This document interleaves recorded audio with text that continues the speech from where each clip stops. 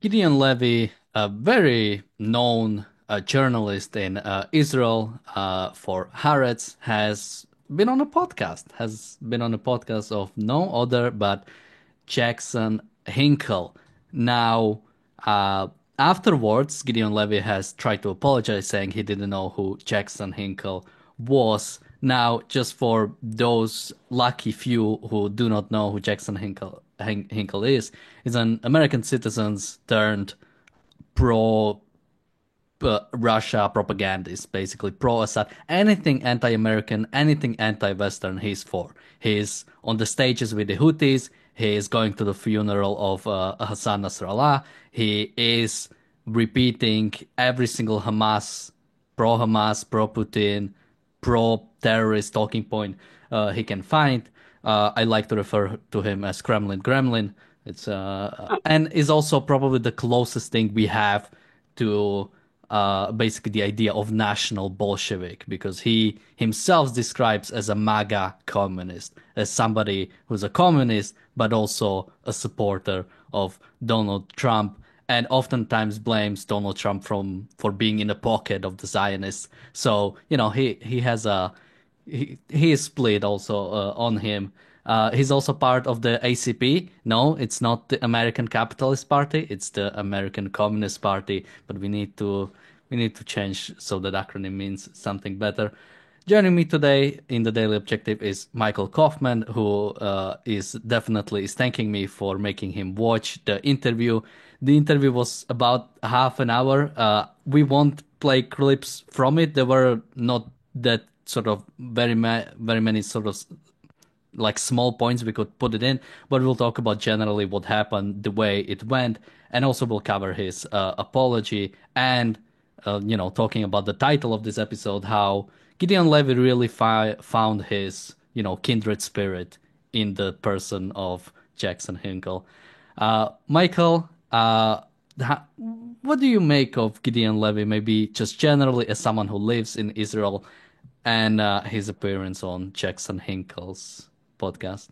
Well, honestly, I think this is one of those Jews that will go smiling to the gas chamber again.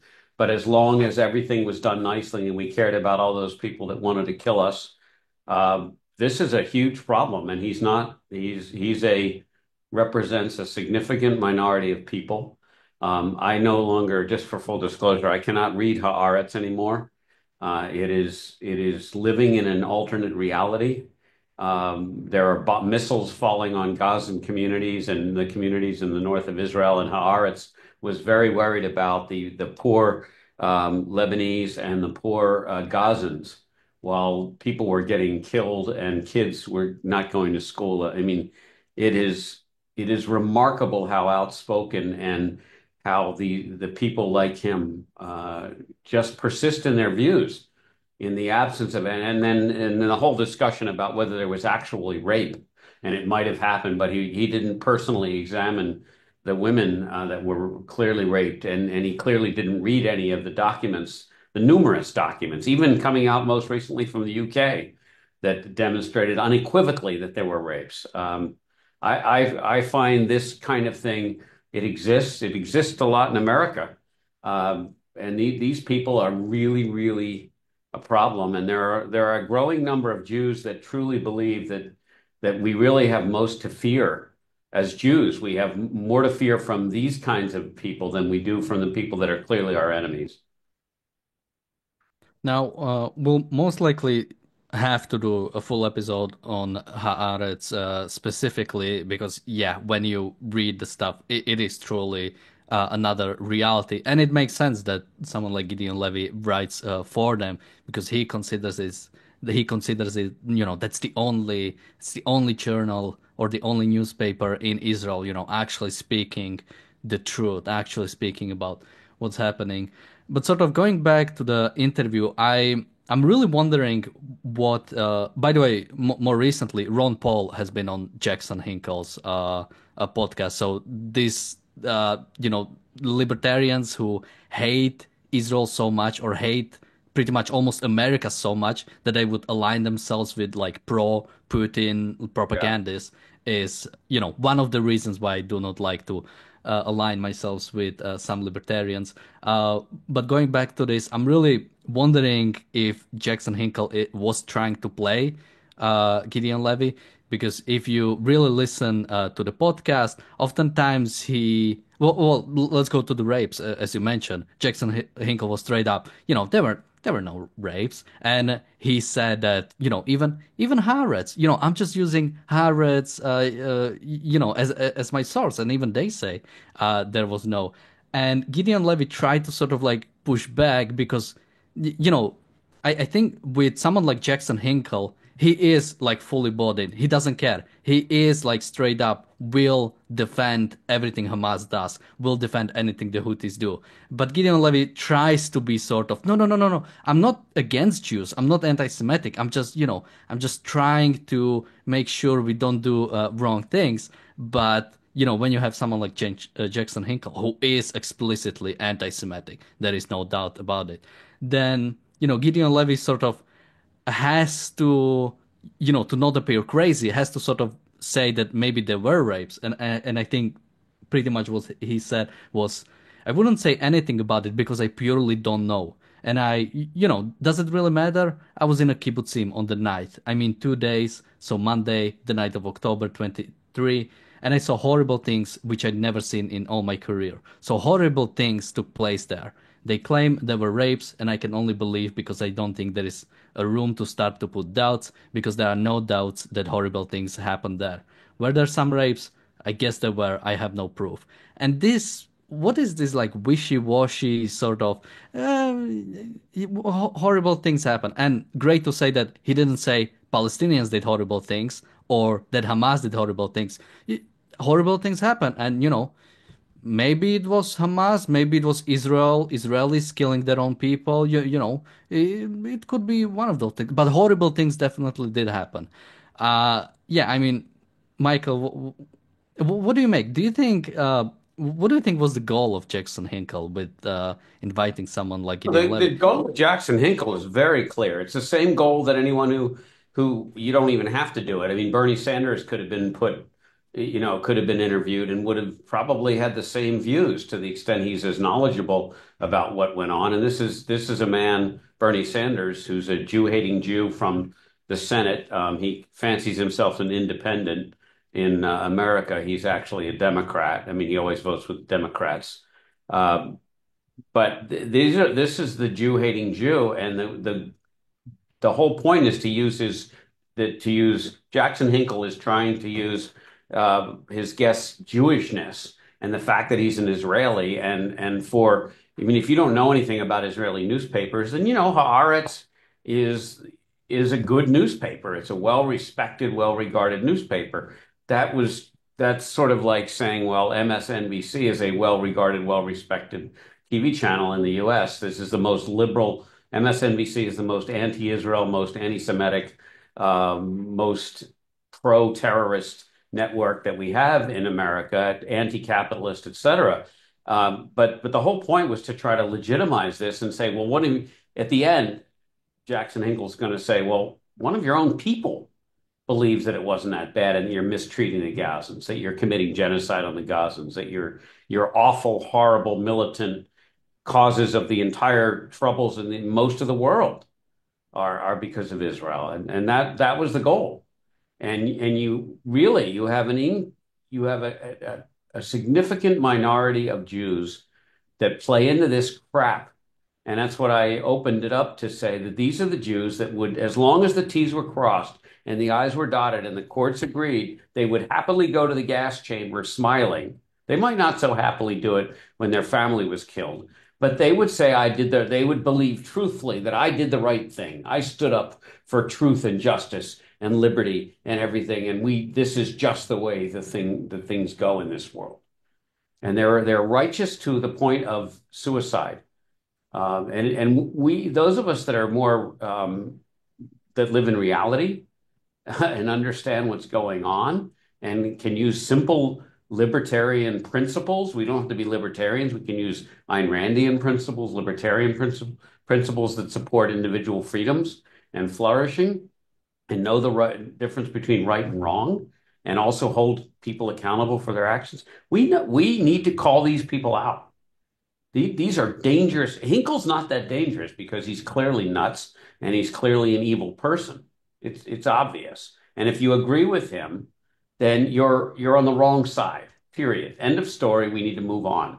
We are never going to come to a compromise with someone like Hinkle. But the problem you have is with Eli is you've got somebody who is a kind of a wolf in sheep's clothing and all soft spoken and very erudite, speaks well and carries this panache of intellectualism.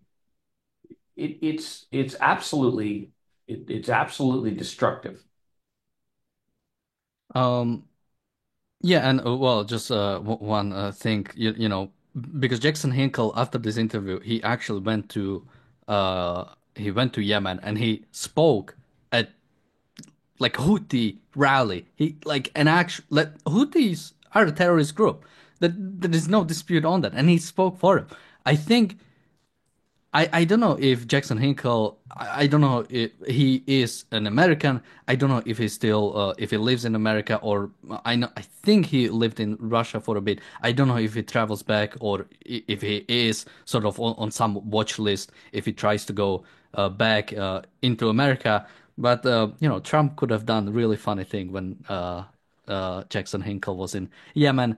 Not that I'm necessarily advocating for killing, because, as I said, American citizens, but this person is aligning themselves with terrorist It says organization. he currently lives in Russia.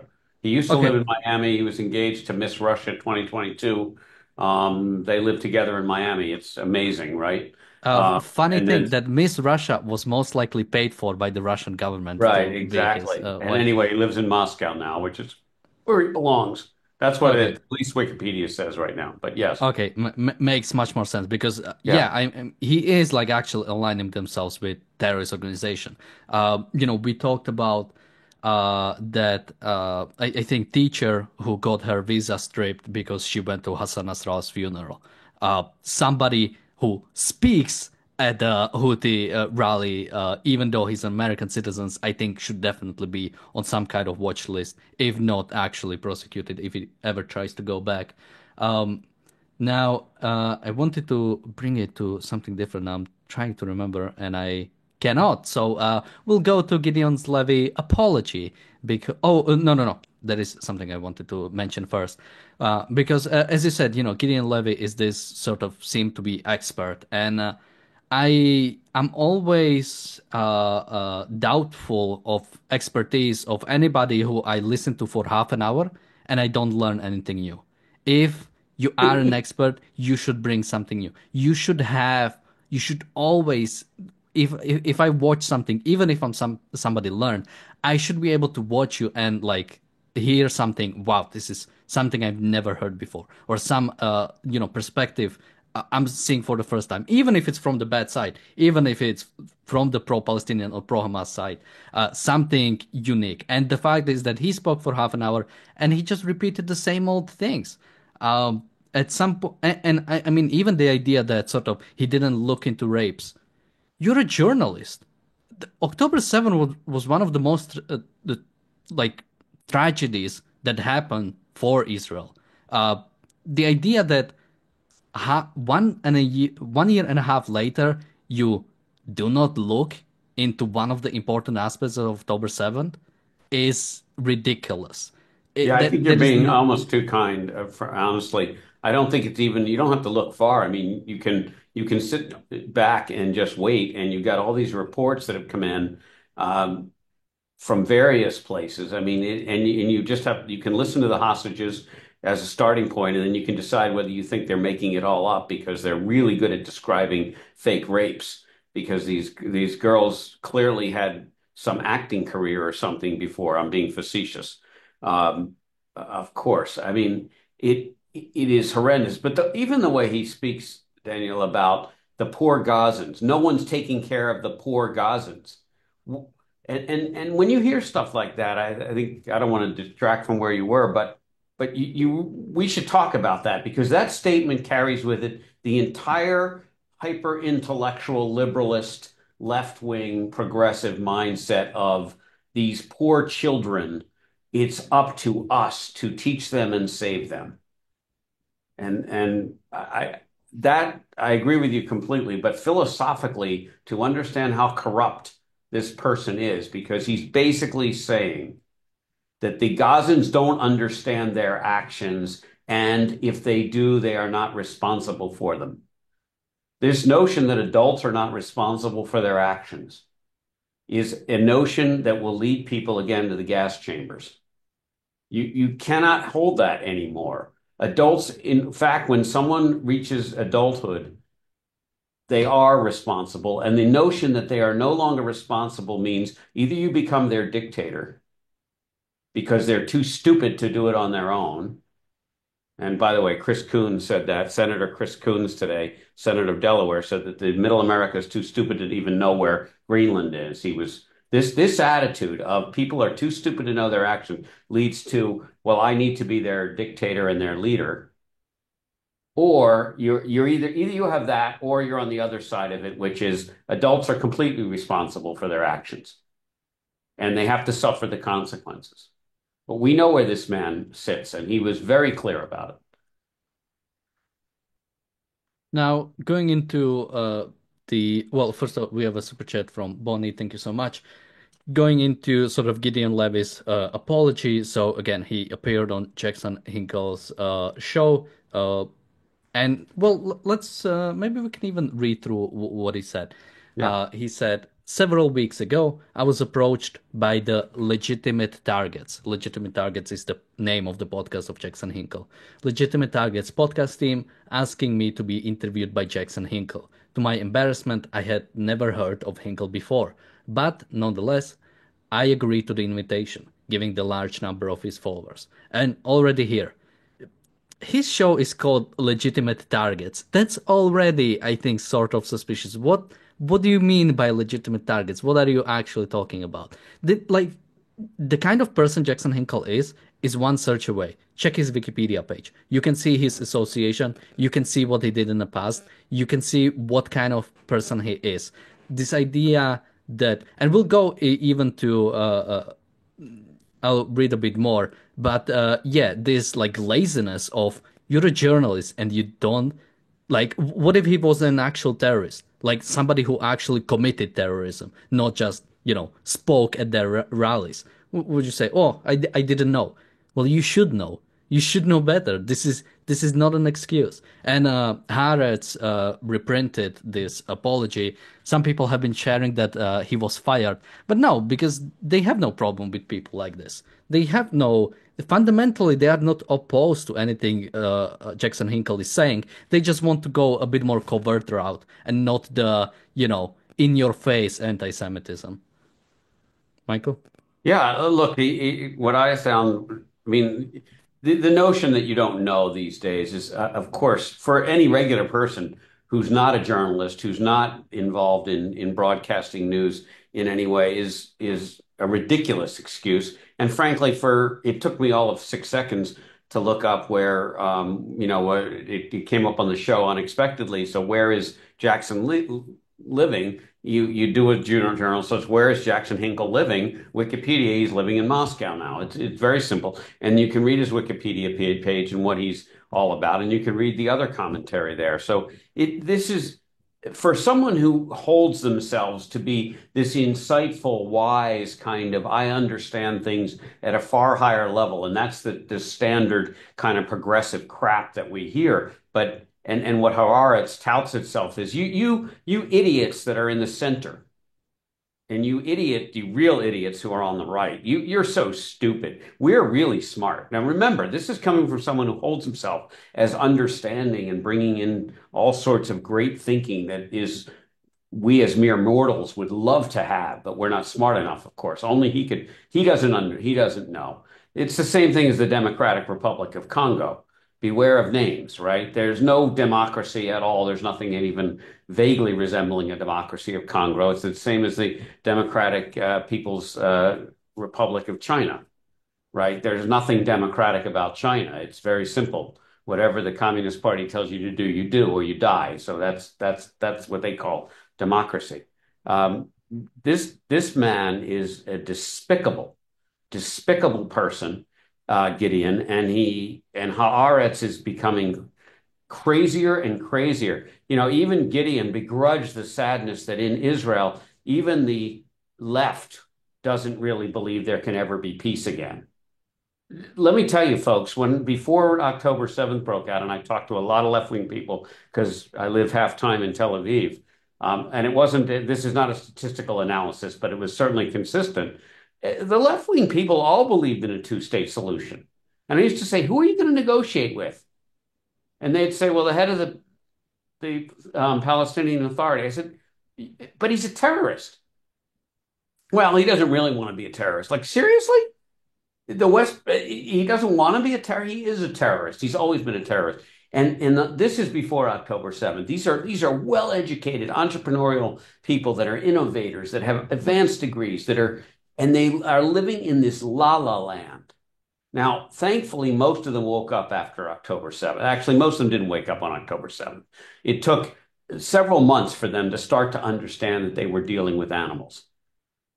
But at least I think they got it. And now the people that I've spoken with, who are all left, are now understand there's no such thing as peace with terrorists.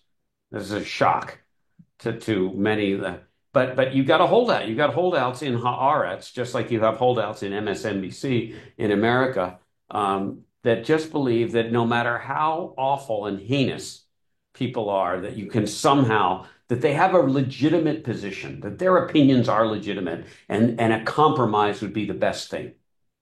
And that's where this idiot Gideon is coming from, this overeducated idiot. And I really, we have to, those of us who are objectivists, those of us who understand liberty and truly understand how fragile it is, we have to start to call these people on it and stop pretending that compromising with people that would see our destruction is a viable path forward. It is not. It can only lead to bad things. Just to finish the rest of his apology, he says, the interview itself was civil, but at its conclusion, I'll comment on the civil part, but at its conclusion, Hinkle told me that he was scheduled to fly the next day to Sana'a in the Houthi-held Yemen. 2 days later, I saw photographs of him on social media in Sana'a, armed with a rifle. That was my first acquaintance with my interviewer's real character. The more I found out about him, the clearer it became that this is a person who spreads falsehoods, including fabricated and manipulated quotes from Haaretz. Someone who holds dark anti-Semitic views and who fully identifies with Hamas and Hezbollah. In light of my belated understanding of Hinkle, I wish to express my regret and sorrow for agreeing to be interviewed on his podcast, which disseminates illegitimate propaganda based on lies. I should not have done it, as opposed to his legitimate propaganda based on lies. Now, this idea that the interview itself was civil. So Jackson Hinkle was denying rapes that happened on October 7th, and Gideon Levy was playing into it, basically saying, I don't know. Jackson Hinkle was saying anti-Semitism is Jews' fault. Basically, they are spreading the propaganda that makes people anti-Semitic. And yeah, at the end, he said he's going to speak in Yemen, and Gideon Levy asked if he could join him. Now, Jackson Hinkle didn't say he's going there to speak for the Houthis, but he's going to Yemen. What exactly did he think was going to happen there? And I don't accept his apology. Michael? Yeah, I mean, what's amazing, you think about in America, if a man gropes a woman in America, they're fired. And there were several very high-profile newscasters in America that were fired. This is as bad or worse. And I'm not downplaying the groping. They needed to be fired. I fully support that. But this is intellectual malfeasance and lying. You cannot, there is no excuse for hiding behind laziness. That it is an unacceptable error. This is like a professional tennis player going out there and double faulting the entire tennis match away. It's just unacceptable. There is no coming back from this. I completely disagree with his views. I think they are As I've said many times, the path to the gas chamber it never again will happen again with people like him, and he'll go smilingly. But this level of incompetence and lassitude and mental laziness is just unacceptable and should be punished by immediate dismissal from Haaretz, and let this man go and represent the Houthis and the other amazing groups that are represented in Yemen. Well, he will most likely not be fired because, as we said, this is exactly what Haaretz is doing. Yep. Nothing Right. that was said on the podcast was in sort of in spite or something they wouldn't normally say at Haaretz or right. Yeah. It's just Correct. they would do it a bit more covertly. They would, maybe not have it as blatant anti-Semitism as Jackson Hinkle does. But this is exactly what Jackson Hinkle, the Kremlin, whatever. That's exactly what he is doing. He is trying to get legitimacy from people like this, and Gideon Levy did that. He did exactly what he wanted. It's same Yeah. as giving interviews to dictators, like the dictator with Putin, where you just let Yeah. him talk for hours about whatever he wants and justify his invasion of other countries. It's exactly the Yeah. same thing, and anybody who allows that to happen will is giving them legitimacy and is helping that kind of evil. And Gideon Levy cannot just walk away from that.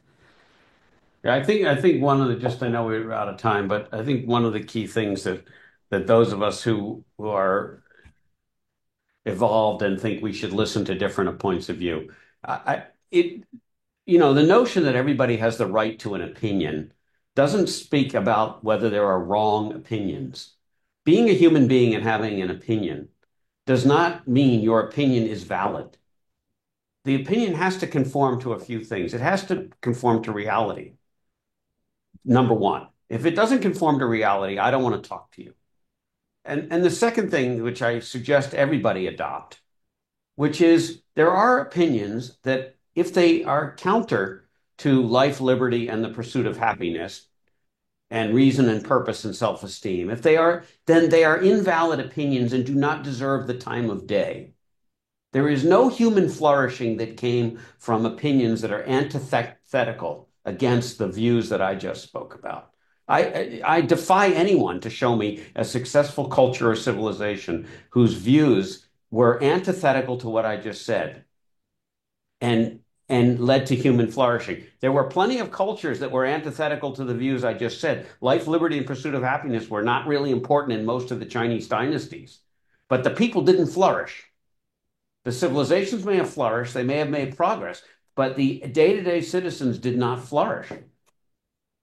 And this is something that we need to wake up on because we all seem to forget how important and were the Western values that led here. Anyway, I've gone on. I think we all have meetings, and I appreciate it. Michael Kaufman, 2Fs, LinkedIn. Yeah, and we have the reality show coming up in just a minute where we'll be talking about the axis of terror. And I just realized I put wrong link or there will be link. People can people are good. They Great. can find the reality show. Thank you, Michael, for Thank you. joining me today. Cheers. Thank you, everybody, for Bye bye. watching, and bye bye.